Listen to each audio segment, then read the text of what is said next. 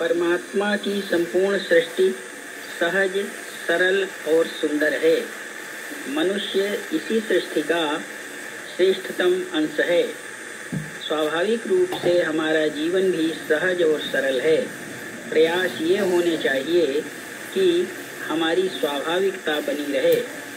अंतः सलीला की भांति जीवन प्रवाह सहज रूप में चलता रहे। इस हेतु सत्य मार्ग के अनुसरण की अपेक्षा रहती है।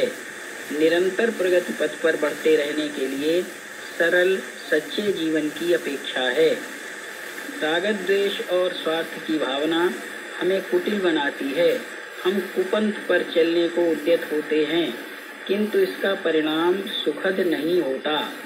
प्रगामी जीवन के लिए तो हमें सहज रूप में कर्मनिष्ठ जीवन अपनाना होता है। अतः कुमार्ग और कुरीतियों को त्याग कर शिव संकल्प के साथ आगे बढ़ना होता है। प्रकृति के साथ जीना ही जीवन है। इसी भांति सबको साथ लेकर जीना ही जीवन है। सह अस्तित्व और समन्वय हमारे उत्कर्ष का हेतु है। व्यक्ति का व्यक्ति से अंतर संबंध ही सुखद समाज का हेतु है। इसलिए हमें परिवेश के साथ जीना सीखना चाहिए।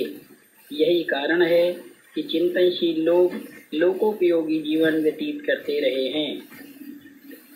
प्रत्येक व्यक्ति को अपना विश्लेषण निष्पक्ष भाव से करना सीखना चाहिए। इस आत्मविश्लेषण की प्रक्रिया में अवगुण स्वतः दूर होने लगते हैं। उन्नति तथा उल्लास की स्वानुभूति हमें प्रेरित करती है।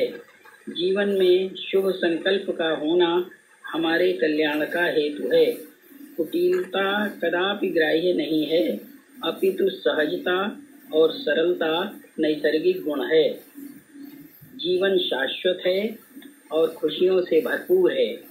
सकारात्मक विचार हमारी आत्मशक्ति को बढ़ाते हैं। विवेक का जागरण हमें तनाव मुक्त करता है।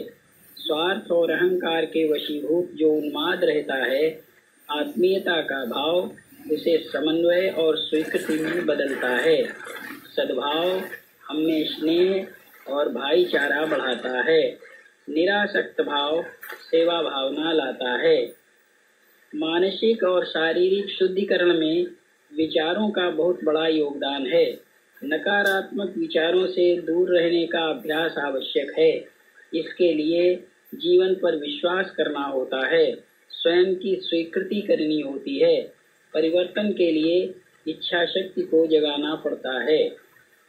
हमारी सुरक्षा वह परम शक्ति है। उसने हमें आवश्यकता अनुसार सब कुछ उपलब्ध कराया है। हमें उसके प्रति कृतज्ञ होना चाहिए। जीवन बहुत सरल है। जो हम देते हैं वही वापस पाते हैं। अतः सभी को सुख देने का प्रयास करना चाहिए। संतवाणी है, हो सके तो सुख दो, किसी को भी दुख न दो। हम वही बन जाते हैं जो हम बार बार सोचते हैं। यानी उत्कृष्टता कार्य नहीं, आदत है। अपने लक्ष्य की ओर हमेशा उन्मुख रहना चाहिए। इसका फल निश्चित मिलता है और प्रयत्न करने पर भी यदि दैववशात सफलता न मिले तो इसमें व्यक्ति का कोई दोष नहीं होता। अवरोध को स्वीकार कर उसका समाधान खोजना चाहिए।